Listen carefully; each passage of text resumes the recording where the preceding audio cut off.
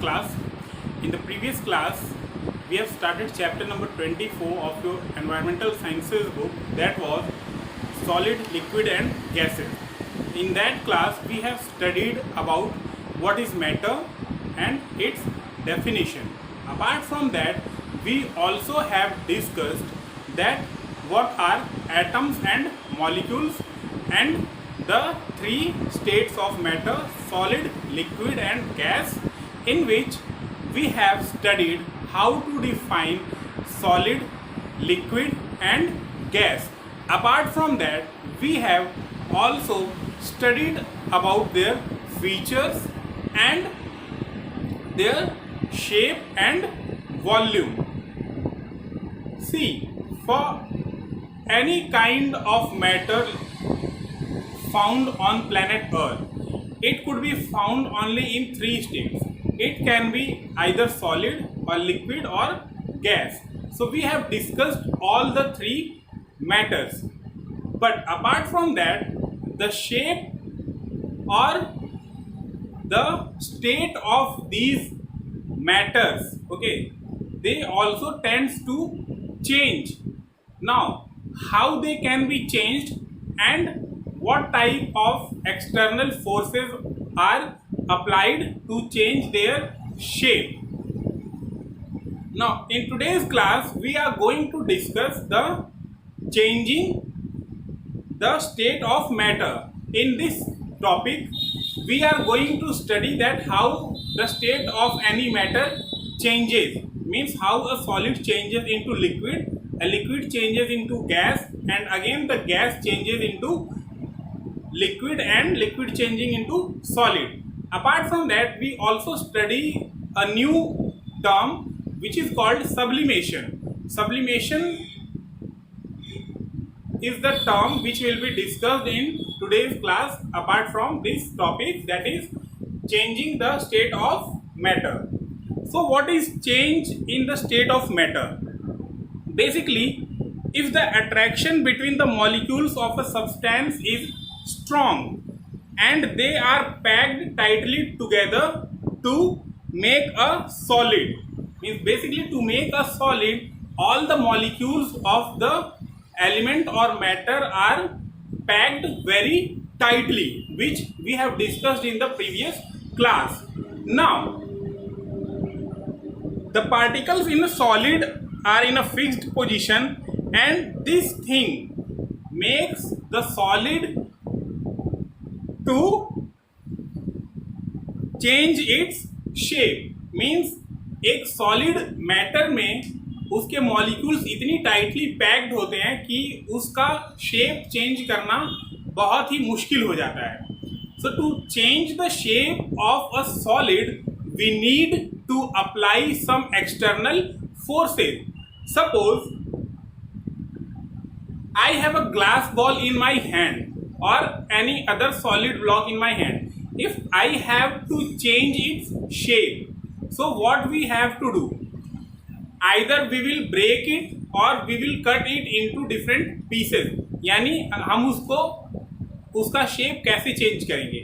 या तो हम उसे तोड़ेंगे किसी चीज़ की मदद से, या फिर उसको किसी एक्सटर्नल फोर्स को अप्लाई करके उसको डिफरेंट पीसेस में काट देंगे, तो उसका शेप जो है वो चेंज हो जाएगा. So we will take help of different examples to elucidate this thing, means change in the state of matter very clear. Means हम डिफरेंट एग्जाम्पल्स लेंगे सो दैट कि हम इसे बहुत ही आसानी से समझ सकें. Now when we will talk about a solid matter, ice, you have seen ice cubes. तो ice cubes क्या है? It is a solid form of water.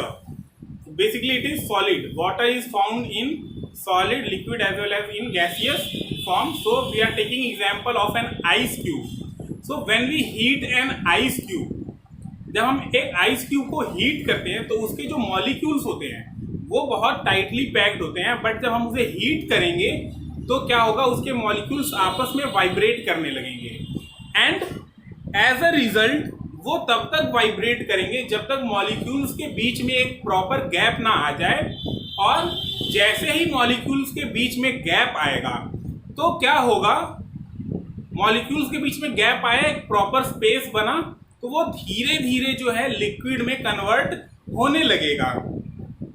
So this process of solid changing into liquid is called melting. How we can define melting? Melting could be defined as the process of solid changing into liquid is called melting.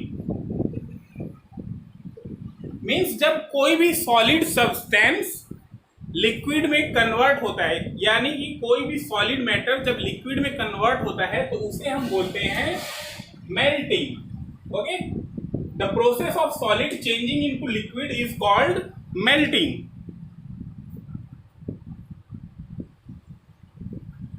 So when the ice cube is converted into liquid, when the solid is converted into liquid, or basically we can say when the ice cube is converted into liquid water, it can move more freely.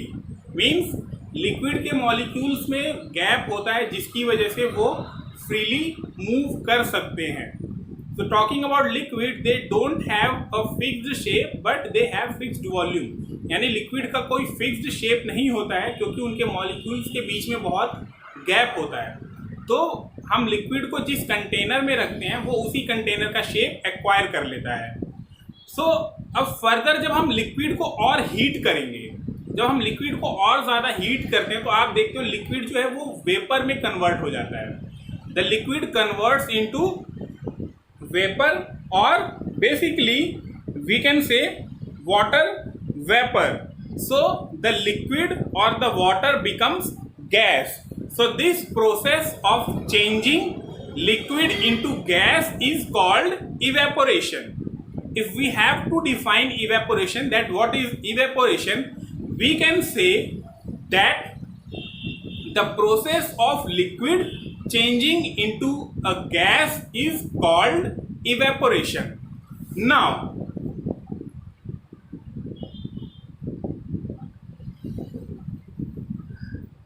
अब liquid को आप और जैसे जैसे गर्म करते जाते हो, यानी वाटर को आप देखोगे, आप जैसे जैसे और ज़्यादा गर्म करते जाओगे तो उसमें बबल्स फॉर्म करने लगते हैं. आप जैसे जैसे लिक्विड को गर्म करोगे, as you heat up the liquid, you will notice that bubbles start forming. Now this process is called boiling. यानी कि जब हम वाटर को हीट करते हैं और उसमें बबल्स फॉर्म करने लगते हैं तो इस प्रोसेस को हम कहते हैं boiling. Now again when we cool down the gas, यानी जब हम गैस को ठंडा करते हैं तो वो फिर कन्वर्ट हो जाता है लिक्विड में. आप इस प्रोसेस को एक बार फिर से देखिए. हमने आइस क्यूब को हीट किया तो वो कन्वर्ट हुआ लिक्विड यानी वाटर में. हमने वाटर को हीट किया तो वाटर क्या हुआ, वाटर कन्वर्ट हुआ गैस में यानी वाटर वेपर में. उसके बाद हमने वाटर वेपर यानी जो गैस था, जब हम उसको कूल करेंगे यानी उसे जब हम ठंडा करेंगे तो वो वापस जो है लिक्विड में कन्वर्ट हो जाएगा. और लिक्विड यानी वाटर को फिर से जब हम फ्रिज में रखेंगे, रेफ्रिजरेटर में रखेंगे, वो फिर से आइस में यानी सॉलिड में कन्वर्ट हो जाएगा. मीन्स ये एक तरह का रिवर्सिबल चेंज है. यानी आप सॉलिड से लिक्विड, लिक्विड से गैस, फिर गैस से लिक्विड और लिक्विड से सॉलिड में कन्वर्ट कर सकते हो वाटर को. सो this is a reversible change. अब देखिए क्या होता है.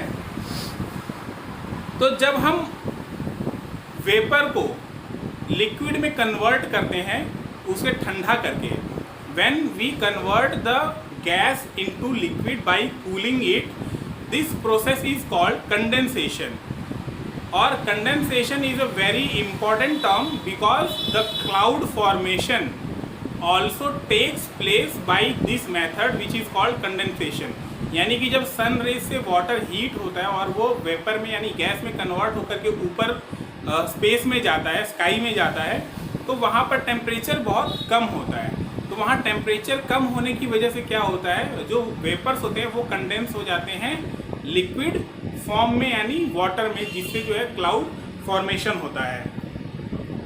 और फिर से जब हम उस लिक्विड को यानी वाटर को और कूल करेंगे, यानी उसे हम अगर रेफ्रिजरेटर में रख दें तो क्या होगा, वो आइस में कन्वर्ट हो जाता है। तो आइस में कन्वर्ट हो जाएगा फिर से, तो इस प्रोसेस को हम कहते हैं फ्रीजिंग। यानी जब वाटर आइस में कन्वर्ट या फिर लिक्विड सॉलिड में कन्वर्ट हो जाता है तो इस प्रोसेस को हम कहते हैं फ्रीजिंग। अब इसे हम एक एग्जाम्पल से समझेंगे। बेसिकली एक स्कीमेटिक डायग्राम हम बनाएंगे तो वो कुछ ऐसा दिखेगा।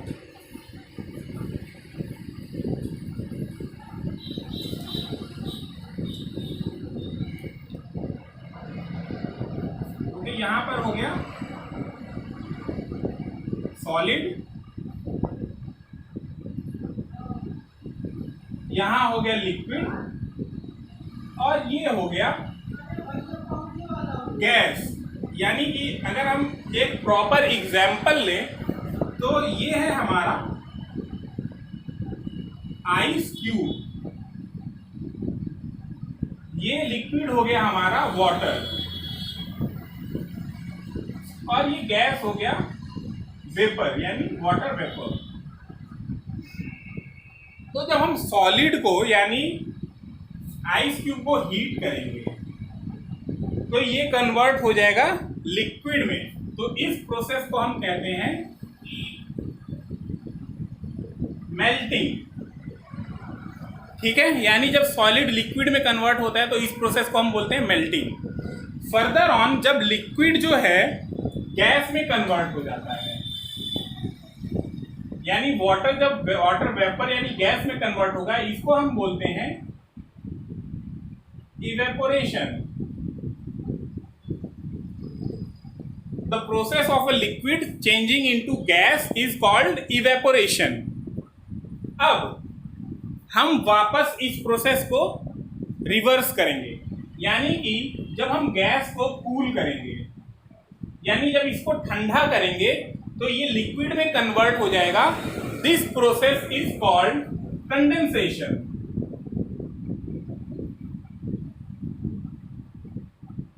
Okay, the process of a gas changing into liquid on cooling is called condensation. यानी जब हम गैस को ठंडा करके उसे लिक्विड में कन्वर्ट करते हैं, ये प्रोसेस होता है कंडेंसेशन। नाउ फर्दर जब हम लिक्विड को और जब कूल करेंगे यानी जब फ्रीज करेंगे तो ये कन्वर्ट हो जाएगा फिर से सॉलिड में यानी आइस क्यूब में। तो ये प्रोसेस होता है freezing. This process is freezing. अब मुझे ये उम्मीद है कि आपको ये प्रोसेस समझ आ गया होगा। यानी सॉलिड जब लिक्विड में कन्वर्ट होता है उसको बोलते हैं मेल्टिंग, और लिक्विड जब गैस में कन्वर्ट होता है उसे बोलते हैं इवेपोरेशन। फिर जब हम गैस को ठंडा करते हैं तो वो लिक्विड में कन्वर्ट हो जाता है, इस प्रोसेस को बोलते हैं कंडेंसेशन। और जब लिक्विड को फ्रीज करते हैं तो वो सॉलिड में कन्वर्ट हो जाता है, इस प्रोसेस को कहते हैं फ्रीजिंग। बट इसके अलावा भी एक चीज़ है जो मैं डिस्कस करना चाहूँगा, वो है सब्लिमेशन। तो सब्लिमेशन क्या होता है? Let's try to understand what is sublimation.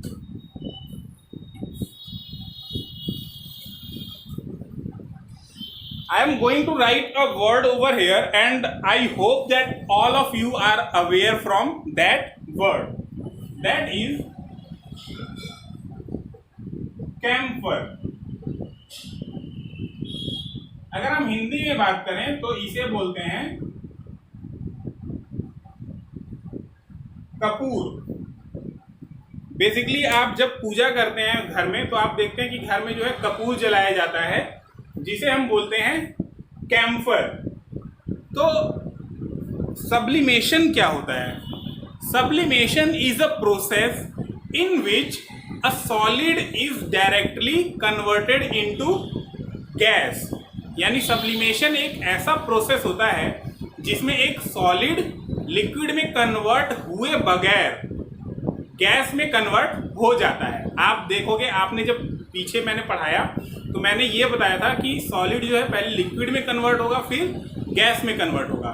But sublimation क्या होता है? सब्लिमेशन एक ऐसा प्रोसेस होता है जिसमें एक सॉलिड मैटर बिना लिक्विड में कन्वर्ट हुए डायरेक्टली गैस में कन्वर्ट हो जाता है।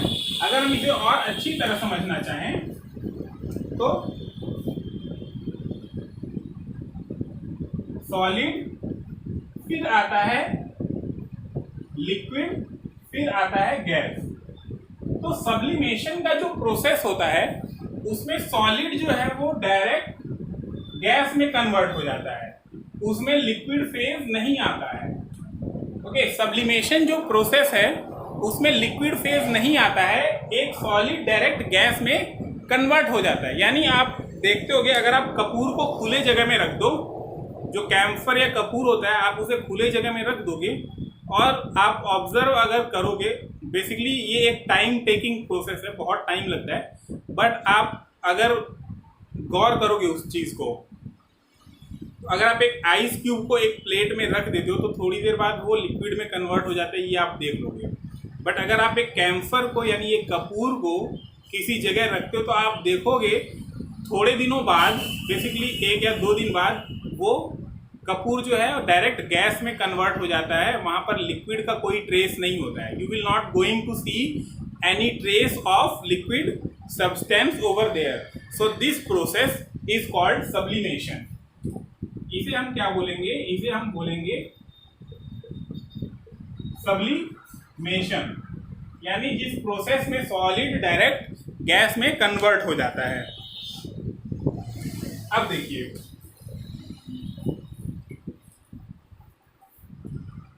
जो नेक्स्ट टॉपिक है हम कवर करने जा रहे हैं अब, वो है physical and chemical change. What is a physical and what is a chemical change.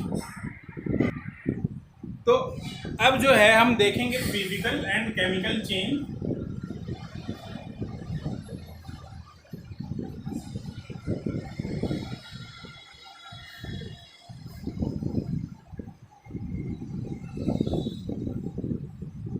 और इसी टॉपिक में, in this topic only, we are going to discuss what is reversible and irreversible change. यानी कि फिजिकल और chemical change topic के अंदर ही हम ये भी डिस्कस करेंगे कि रिवर्सिबल चेंज क्या होता है और इरिवर्सिबल चेंज क्या होता है। So let's start this. मैंने आपको एग्जांपल दिया था एक आइस क्यूब का पिछले टॉपिक में, तो इसमें भी हम उसी एग्जांपल को कैरी फॉरवर्ड करेंगे या कंटिन्यू करेंगे। तो जब हम आइस क्यूब को हीट करते हैं, when we heat the ice cube it will change into water, so you will see that the physical appearance of the ice changed। यानी आइस एक सॉलिड था, हमने उसे हीट किया तो वो लिक्विड में कन्वर्ट हो गया, तो उसका जो फिजिकल शेप होता है, फिजिकल शेप का मतलब जो हम देख पाते हैं, फिजिकल वो चीज़ें होती है जिसे हम फिजिकली फील कर पाते हैं, जिसे महसूस कर पाते हैं। तो आपने देखा, अगर सपोज वो आइस क्यूब एक क्यूब फॉर्म में होगा या फिर और किसी फॉर्म में होता है, तो वो चेंज हो गया लिक्विड में यानी वाटर में, जिसका कोई शेप नहीं होता है। So the physical state of the ice has changed, so this is called physical change। okay, when the physical property of a matter or the physical appearance of a matter changes, it is called physical change। अब आपने देखा कि ice cube को heat करने पे वो liquid में convert हो गया यानी वाटर में, बट अगर हम वाटर को फिर फ्रीज करें यानी वाटर को हम फ्रीजर में रख दें, रेफ्रिजरेटर में रख दें, तो वो वापस आइस क्यूब में कन्वर्ट हो गया। यानी ये जो है एक रिवर्सिबल चेंज है। This is an example of reversible change, यानी कि ice cube is changed into water. ये तो फिजिकल अपीयरेंस में चेंज हुआ तो इसको फिजिकल चेंज बोलेंगे।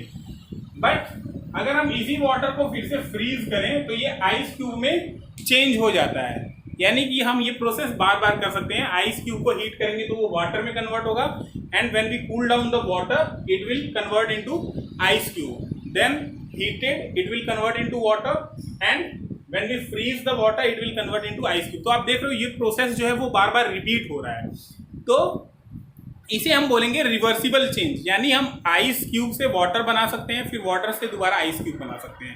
ये प्रोसेस हम बार बार रिपीट कर सकते हैं। So this is called reversible change.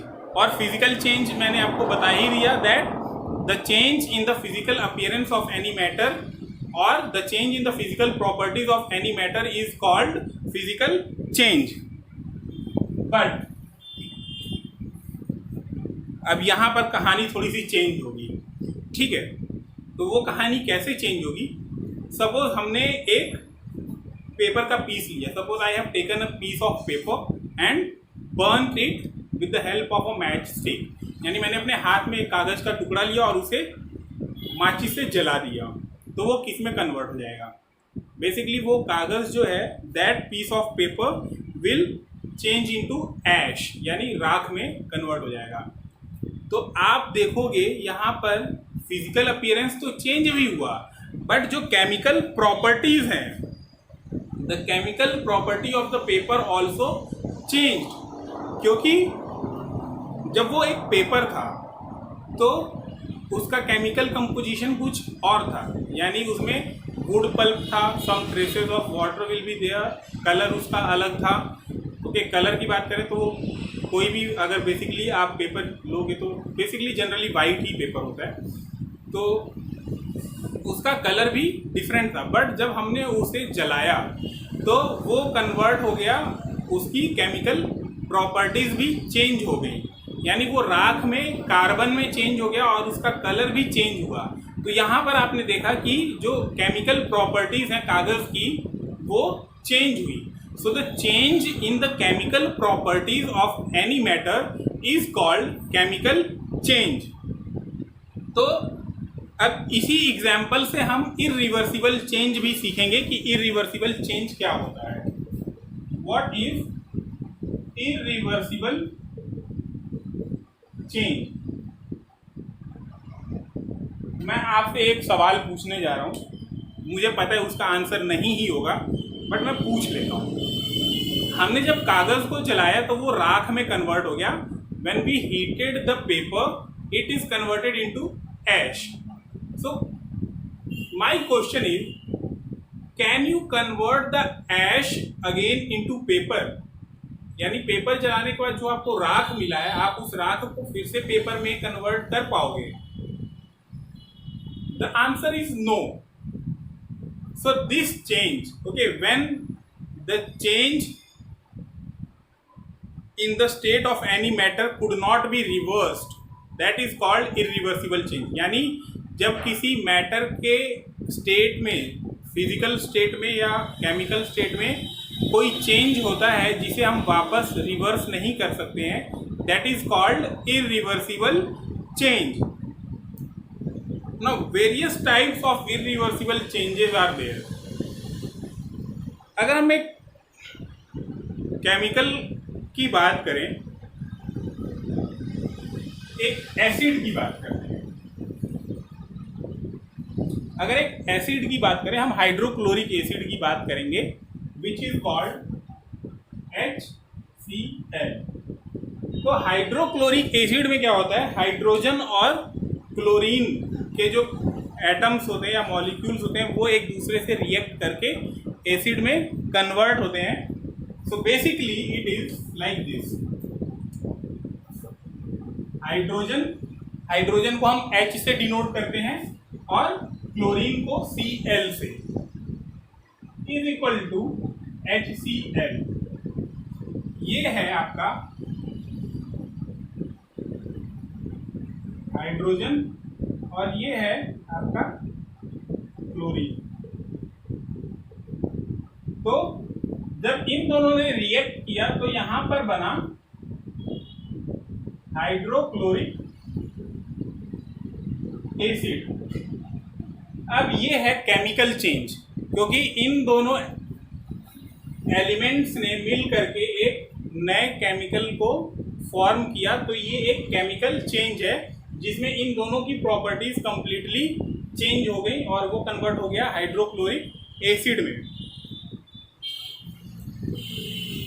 अब एक और इरिवर्सिबल चेंज का एग्जांपल हम ले लेते हैं।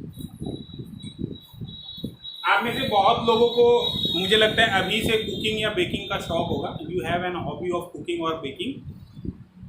तो हम एक केक का एग्जांपल लेते हैं। Suppose we are going to take an example of cake. तो एक केक बनाने के लिए हमें रॉ मटेरियल्स में क्या चाहिए होता है? हमें चाहिए होता है रिफाइंड फ्लोर, उसके बाद अगर आप चॉकलेट केक बना रहे हो तो chocolate powder, then sugar, water and different other things. तो हमने एक केक बनाया, तो अब क्या हम वापस उस केक को रॉ मटेरियल में कन्वर्ट कर पाएंगे? यानी जब हमारा केक फाइनली तैयार हो गया तो क्या हम उस केक को वापस मैदे में या कोकोआ पाउडर में कन्वर्ट कर पाएंगे? Answer is no. तो जब किसी चेंज को हम वापस कन्वर्ट नहीं कर पाते ओरिजिनल फॉर्म में जैसे वो था, that is called irreversible change. And with this topic we have finished chapter number 24, that is solid, liquid and gas. I will share the book exercises with you in the next class. So that's it for today. If you have any kind of doubt or any confusion, this is my personal number. This is also my WhatsApp number. So you can give me a call or message me on this number. So that's it for today's class. Thank you very much. Have a nice day.